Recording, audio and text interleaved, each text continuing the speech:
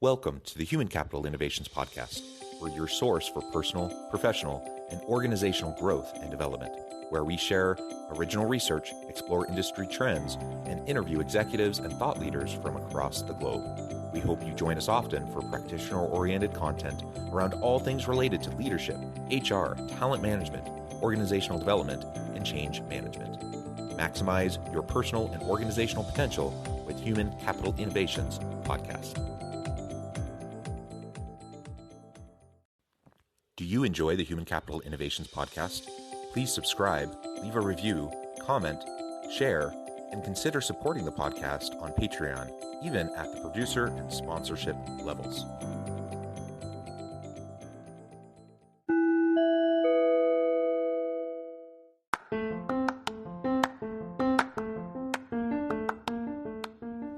Welcome to the Human Capital Innovations Podcast. In this HCI Podcast episode, I talk with Shawn Hewat about how and why to build a remote and distributed company culture.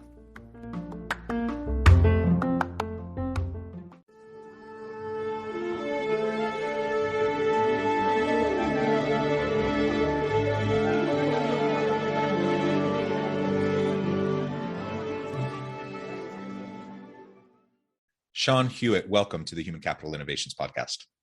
Thanks for having me.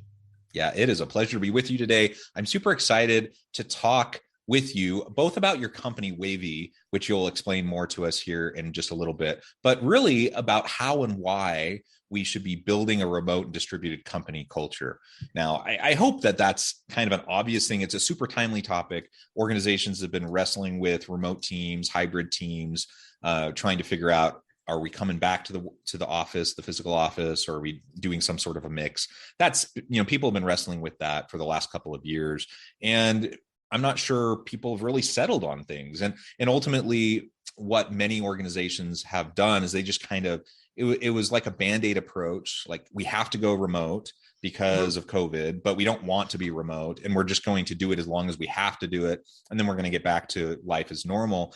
But many employees have tasted of the sweet nectar of freedom and flexibility, and they don't necessarily want to go back. They want continued flexibility, and they want to be able to work on their own schedules and their own terms. And, obviously that doesn't work for everybody, but it works for an awful lot of people. But then you have distributed teams where there's no geographical kind of coalescing in a spot. And so then what? Like, how do you maintain a culture in that environment? How do you make sure that people are onboarded successfully so that they can connect with each other and share common mission, values, vision for the organization, for the team? All of this is what organizations have been grappling with. Some have been doing it really well. A lot have not. So this is what we're going to unpack and try to really discover and discuss together today. As we get started, I wanted to share Shawn's bio with everybody. Shawn Hewat is the CEO and co-founder of Wavy, a platform that empowers teams to create meaningful company culture wherever people are located. With a background in marketing and employee engagement at Nudge, Shawn is passionate about the future of work, people and culture, and work-play-life balance. Outside of Wavy, she can be found adventuring outdoors or cooking up a new recipe. I think that's wonderful. And I love the work-play-life balance framing. I think that's fantastic. I didn't ask you, I'm just kind of assuming you're in the Bay Area, but where are you located? I am not too far from the Bay Area, but I'm in Vancouver, Canada. So still on the Vancouver. West Coast. Yeah, wonderful. I grew up in Portland, Oregon area. I love the West Coast. I love the Pacific Northwest in particular. So that's fantastic. And, also, as I was just thinking about this, listeners know I'm south of Salt Lake City in Utah. The outdoors component that you really love. I always aspire to be more outdoorsy than sometimes I have the time to be. But we are nicely located, right by lakes and mountains, and we go on lots of hikes as a family and with the dogs. And it is one of my great joys. I wish I could do it more. Oh yeah. And I moved during the pandemic to get closer to it. So I think that's been something so interesting with the shift to more flexible and remote work is people being able to prioritize their lifestyle and their families and their health and wellness over, living in a downtown core, in an urban jungle, going and commuting to work every day. like I personally spend a lot more time outside, and I feel like I'm like hacking my workday. It's great. And I know I'm not alone in that sentiment. Some people are here for the urban jungle experience, like, don't get me wrong, but everyone has different preferences. And I think like the new world of work is really celebrating that. So big bonus for me. Yeah, that's awesome. Also, my family of 8, we're going to be taking an Alaskan cruise leaving Vancouver here in about a month. So I'm super thrilled. I actually have done an Alaskan cruise leaving from Vancouver. That is awesome. So anyways, this has nothing to do with what we're talking about, though I suppose it is connected because like you said, we make choices. And when you're geographically bound to an organization, because you either want to be in close proximity so you don't have a long commute, or you have a commute and then you just lose a couple hours out of every day, that really restricts where you can be. And the beauty of remote or even hybrid work, where people can literally be anywhere, that they have, just good internet connection where they can connect with people, make sure that, time zone differences are at least compatible enough where you can get on with people and have meetings and such when necessary. But man, when we can really embrace the technology and the remote workspace, it just opens up my ability to not only do really great work, which I want to do. I want to be passionate about my work. I want to innovate. I want to do really great things, both for me and my career, but also for the company.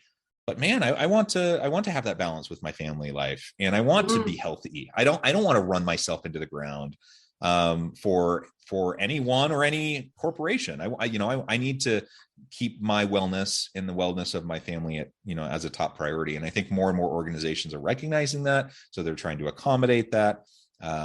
We still see so many CEOs pushing for their people to come back to a physical office. 100%. And I think there is such a gap between leadership and what people working at companies actually want. There's a lot to unpack here. And by no means am I the world's biggest expert on this topic, but I certainly have talked to a lot of people and I ask a lot of questions. Hopefully I can share stories that are helpful today. But someone phrased this to me really well. They said, people used to choose where they'd work and that's where they'd live. And today, people want to choose where they live and work wherever they want. And generally, people seem to be looking for flexibility above all else. So with where work happens changing and employee expectations and values changing, I just think to be a top employer, to grow a successful company in today's landscape, you have to opt for something more flexible that's distributed, hybrid, remote friendly. Otherwise, you'll have a very hard time acquiring and retaining talent. It's just so competitive, and the values of people in general have shifted. And this goes beyond the corporate world too. It's in hospitality, it's in restaurants, it's in retail. You're seeing this across the board. I think, not to paint any silver linings around what's happened with COVID-19 and the global pandemic, but I do think across the board, people took a step back and were like, hold on. What am I doing with my life, and what are my values? And generally people are wanting to look for work that is mission and values aligned with what they're trying to do. And this holds true, especially for Gen Zs that are entering the workforce now. So I just, I think as an employer, having an office is great. Like being remote first doesn't mean being remote only. In-person interaction is great. Offices can be a great place to collaborate and work. But it's not for everyone, and it's not the most accessible and inclusive workplace environment or competitive from a hiring and retention perspective. So flexibility, that's what I'm hearing across the board, giving people a choice in where and how work happens. And why, as an organization, would I want to limit myself in my access to the talent pool, the available talent out there? And when people have to live within commuting distance of the corporate office or, whatever location that they're going to be working, man, I mean, you really are limited. Now, if you're in a big metropolitan area, maybe you have plenty of people, but what the pandemic has shown us over the last couple of years is when we have distributed teams and people can work remotely, we literally can tap into top talent anywhere in the world, anywhere in the world. And that may be people who have lived and been part of the corporate experience locally and now want to leave and they want to go explore and they want to live somewhere else and still work for the company. So that happens, right? But also it means that I can hire that person from Southeast Asia or from Europe or from South Africa or wherever, and just tap into the top talent anywhere to help the organization be successful. And if we're limiting ourselves in terms of geographic location and proximity, we're just going to miss out on a whole lot of potentially great people. And I think about that in relation to my own work. So I do consulting work. I do things like this podcast, but I'm a professor first and foremost. I work at the local university. I'm a full-time professor, and I love it. I love being in class with the students. But you can also teach really engaging synchronous virtual courses with students. And what we found over the last couple of years is not every student, but the majority of students actually prefer it. They prefer synchronous online interaction where you get the benefits and the flexibility of being remote, but coupled with the synchronous component. So it's just not asynchronous online. And it's been powerful. It's been a great opportunity. Yeah. And it's a whole new modality that my university hadn't really embraced before. And now we're embracing it. Now, this is a university example, but extrapolate this right to any number of situations within different types of organizations. And why should we limit ourselves? We should think creatively, and especially, I think not just remote and hybrid work and distributed work in kind of the traditional sense, but what about the metaverse and like 5 years, 10 years from now, what are people going to be doing and how they interact with each other? I don't know what that's going to look like, but I suspect, we're going to have our comfort level pushed even faster than what we've experienced the last 2 years. There's so much to unpack on this topic, but I think generally my thoughts are the world of work and company culture was due for a lot of change pre-pandemic, and it was happening. You saw remote work increasing, saw a lot more focus on diversity, equity, and inclusion, on health and wellness, on social good, and really that demand coming from employees and what they're looking for from organizations. What happened with COVID-19 and the shift to remote work literally everywhere in the world, or everywhere that could work remotely, just, I think, accelerated this trend, maybe by 5 or 10 years. And the reality of it is it's not going to go backwards.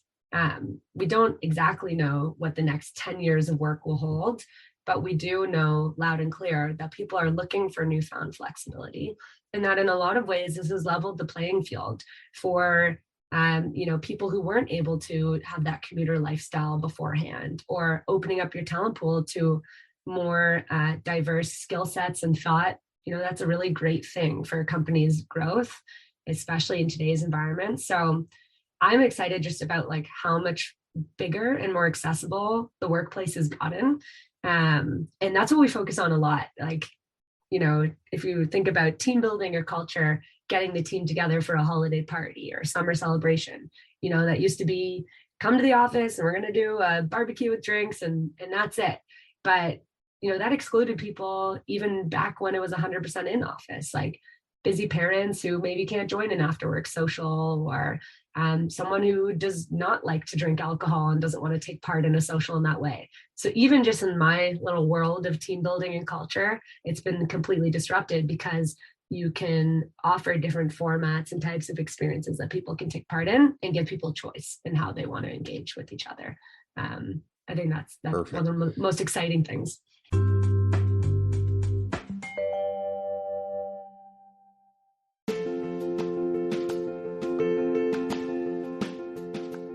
Check out my new book, The Future Leader, Creating and Transforming Next-Gen Organizations. Stemming from 2 decades of professional experience and over 600 in-depth interviews with executives, thought leaders, and scholars from across the globe, The Future Leader will help you explore the ordinary, everyday actions that will help you to prepare to lead in the future of work, to respond to an uncertain future, and to produce extraordinary results for individuals, teams, and organizations.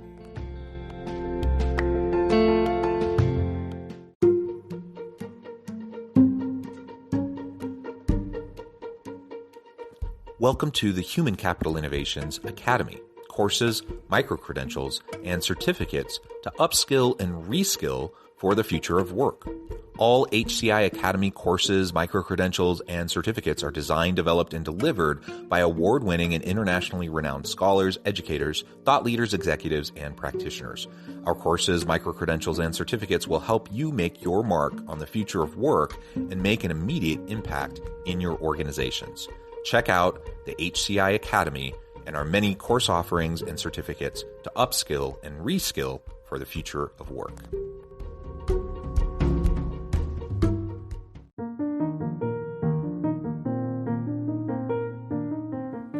Check out our new weekly LinkedIn newsletter, Alchemizing Human Capital, exploring industry trends via original research and interviews with executives and thought leaders from across the globe.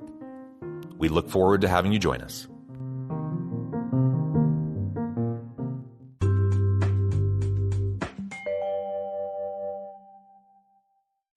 Yeah, that's a good segue to where I wanted to go next, and that is, how do we go about this cultural shift?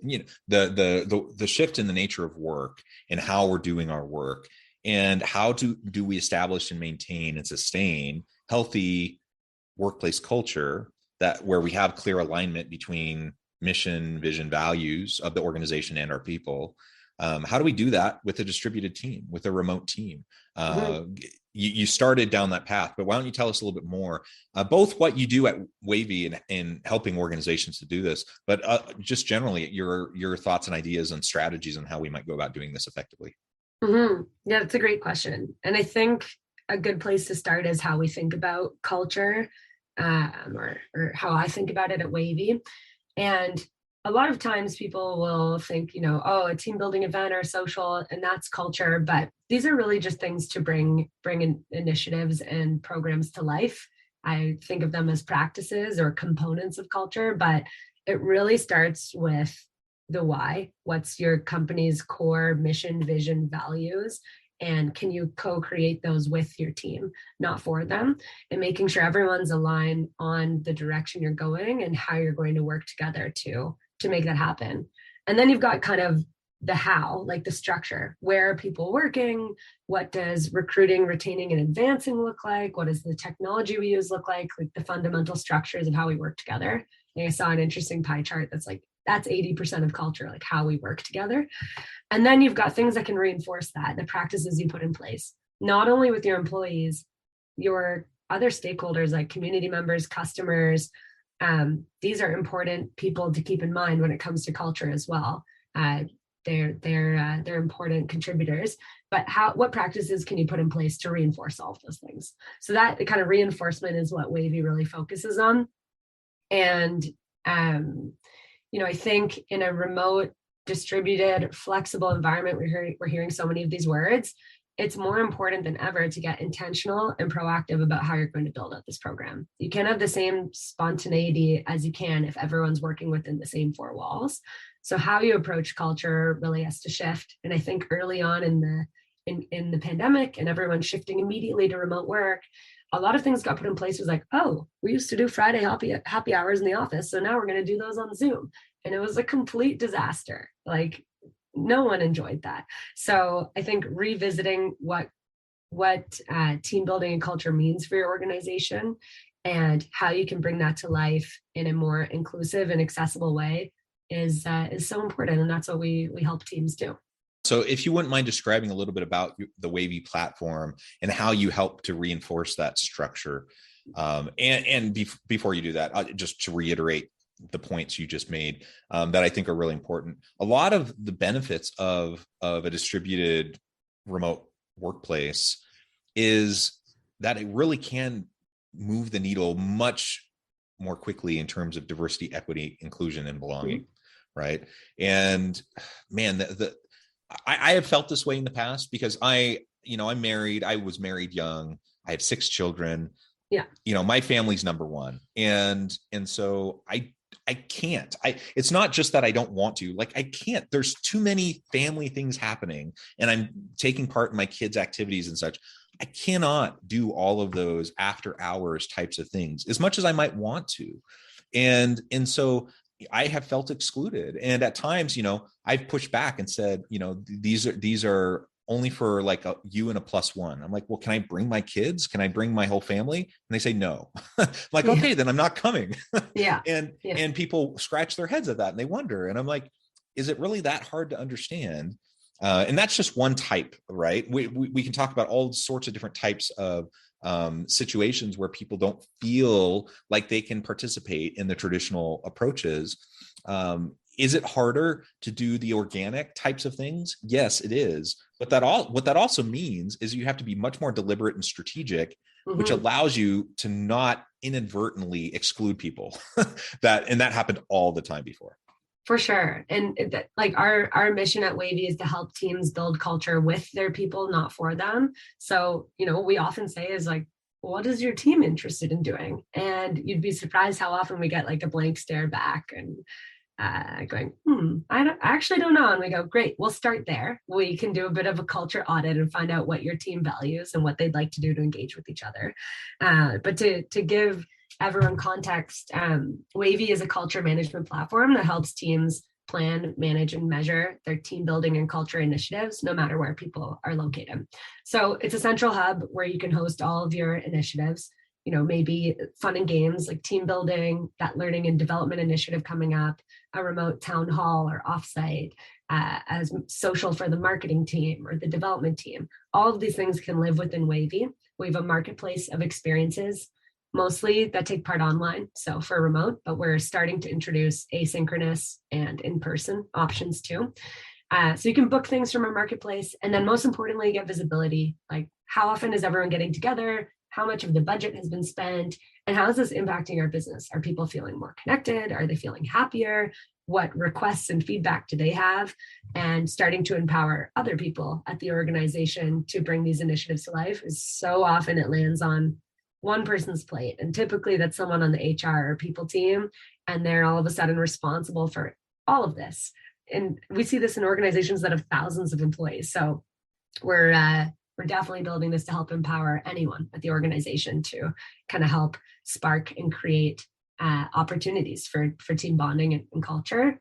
And I think the shift to digital by design or remote first work has been a really exciting one in many ways, but the people connection can sometimes get lost.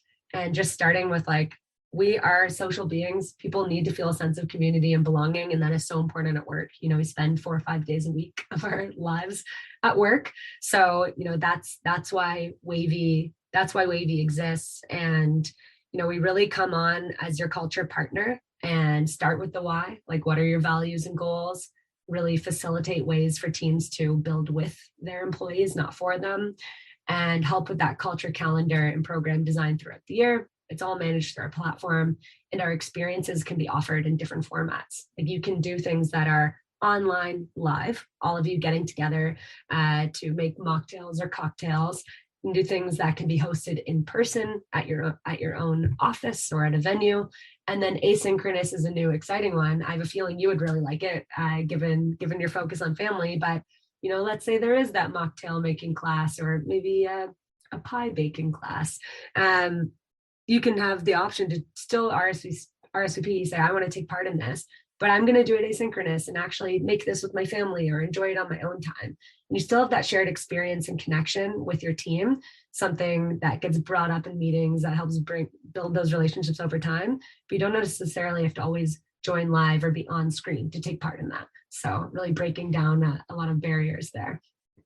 Yeah, I love it. And I love that the component of the platform, as you're mentioning, obviously it helps with the structure. It helps pull everything into one place so you can monitor it and again, be strategic and track things, right? And you started to allude to some of the types of metrics, but maybe you could spell that out for us a little bit more. The standard or the common types of metrics that organizations are most interested in tracking through your platform over time. Yeah, well, it's funny. I'll take a step back. Like in this space in general, there is a complete lack of data and insights. Most organizations, and I'd be curious or to those listening in to think about this, but maybe have an Excel spreadsheet that is partially completed or manually completed by their team, but that probably has info on company-wide initiatives where there's complete lack of visibility as like the department or function related initiatives, like have they even happened and has the budget been spent? And what did it do? And it's this funny gap that we've noticed, and honestly, a big reason why we're building Wavy, that there's more and more spend happening on culture initiatives because employee experience, acquiring and retaining talent has never been more important, but that level of measurement and data has just remained stagnant. Like there's no insights to inform how the spend should be improved over time and how it's impacting the business. So at the very least, we're giving people clarity and visibility on how much is happening across the organization and how much of the budget has been spent. And then there's two types of metrics that we focus on. First is experience metrics, like, are people enjoying these experiences? Do they like the hosts of the experiences? Are they satisfied with them? Was the length and format good? Those sorts of things. And then the other part that I get really excited about is the culture health or culture impact. Are people feeling more connected to each other after taking part in these? Do they feel this initiative has positively impacted culture at their company? And long-term, our goal is to start to get into the NPS and retention side of things as well.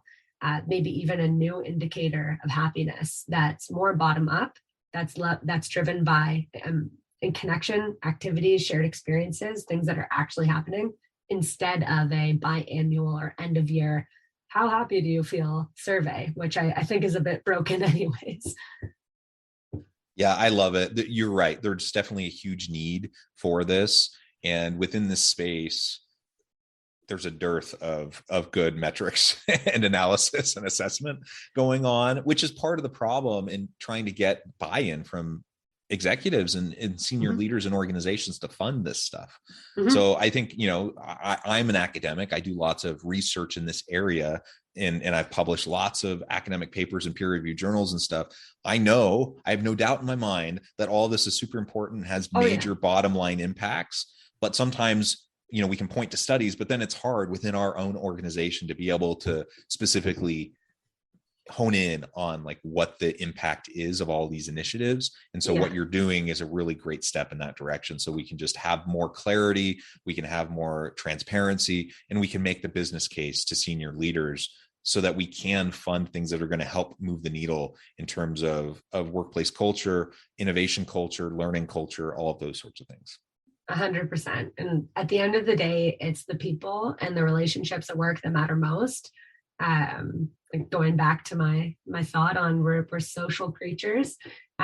So this stuff is so important, but it hasn't had a lot of measurement and impact measurement around it in the past. So that's really what we're on a mission to do.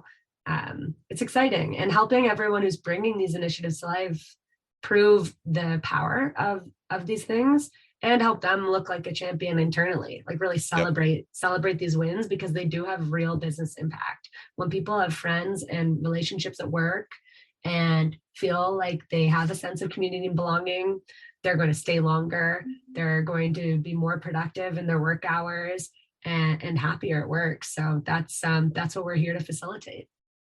Wonderful. Well, Shawn, this has just been a super fun conversation.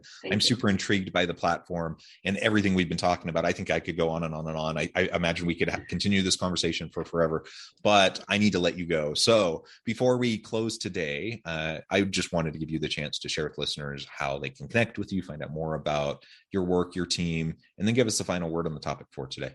Yeah, thank you. It's been a pleasure being on the podcast. If someone is curious to chat with me or to learn more about Wavy, I love talking about future of work, employee experience, work-play life balance. You can find me on Twitter or LinkedIn at Shawn Hewat.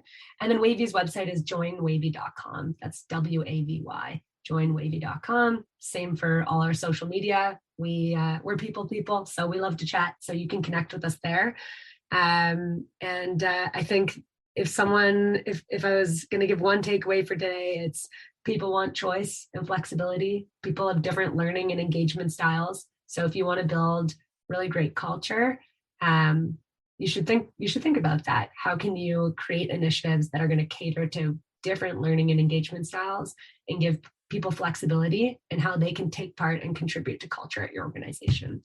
Wonderful. Thank you so much, Shawn. It has been a pleasure.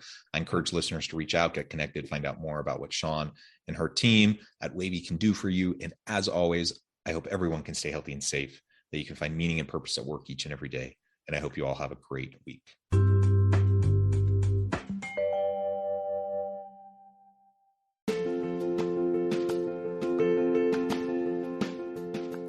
Bluer than Indigo Leadership, the journey of becoming a truly remarkable leader. Early in my adult life, I learned about an Asian proverb that translates as bluer than indigo. If you think about the color indigo, it is a brilliant, deep, and vibrant blue, what some would call the bluest of blues. To have something that is bluer than indigo is rare and truly remarkable. Contrary to popular myth, there is no one-size-fits-all or cookie-cutter approach to effective leadership. There is no silver bullet, no secret sauce, no go-to model that will solve all of your problems. The truth is, great leaders have all had their unique strengths and flaws, and have all had to discover and then pave their own distinctive path in their life's journey to fulfill their leadership potential. Bluer than Indigo Leadership will help you discover your own path and explore those ordinary, everyday actions that will help you respond to an uncertain future and produce extraordinary results for individuals, teams, and organizations.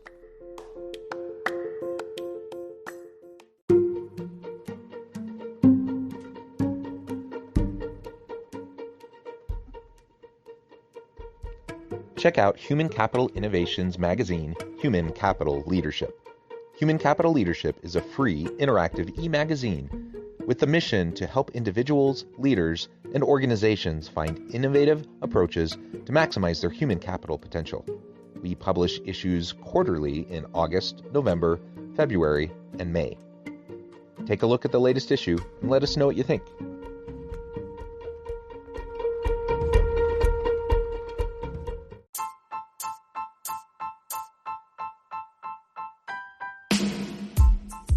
The alchemy of truly remarkable leadership. Ordinary, everyday actions that produce extraordinary results. Consider how the nature of work has shifted over the past 50 years.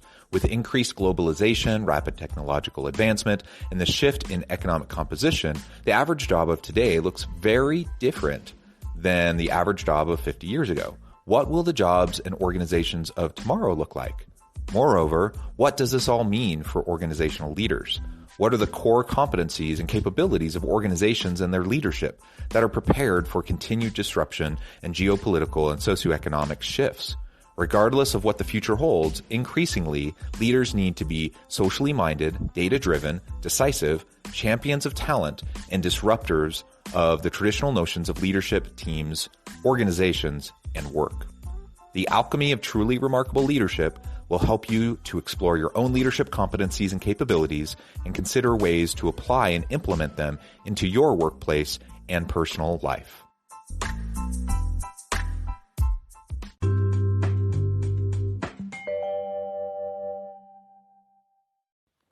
Do you enjoy the Human Capital Innovations podcast? Please subscribe, leave a review, comment, share, and consider supporting the podcast on Patreon, even at the producer and sponsorship levels. Thanks again for joining us for this episode of the Human Capital Innovations podcast. I hope you stay healthy and safe and that you have a great week.